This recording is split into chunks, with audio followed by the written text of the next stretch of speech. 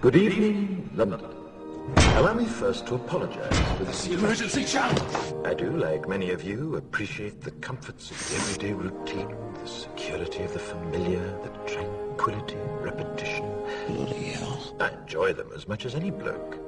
But in the spirit of commemoration, whereby those important events of the past, usually associated with someone's death or the end of some awful bloody struggle, are celebrated with a nice holiday, I thought we could mark this November the 5th, a day that is sadly no longer remembered, by taking some time out of our daily lives to sit down and have a little chat.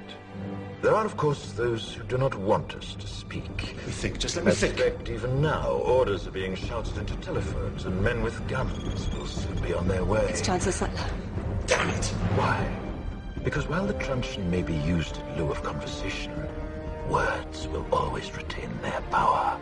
Words offer the means to meaning, and for those who will listen, the enunciation of truth.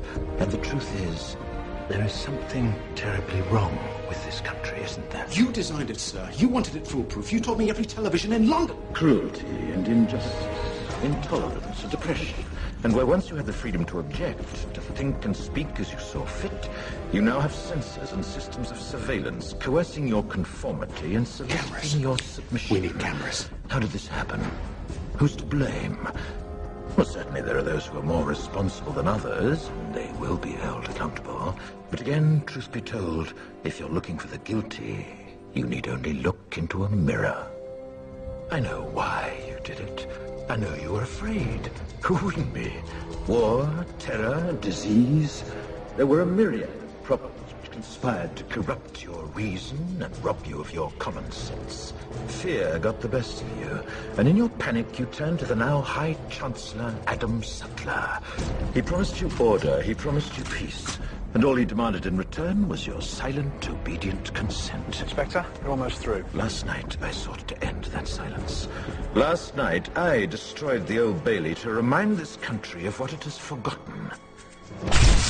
More than 400 years ago, a great citizen wished to embed the 5th of November forever in our memory. His hope was to remind the world that fairness, justice, and freedom are more than words. They are perspectives. So if you've seen nothing, if the crimes of this government remain unknown to you, then I would suggest that you allow the 5th of November to pass unmarked. But if you see what I see, if you feel as I feel, and if you would seek as I seek, then I ask you to stand beside me 1 year from tonight, outside the gates of Parliament, and together we shall give them a 5th of November that shall never, ever be forgotten.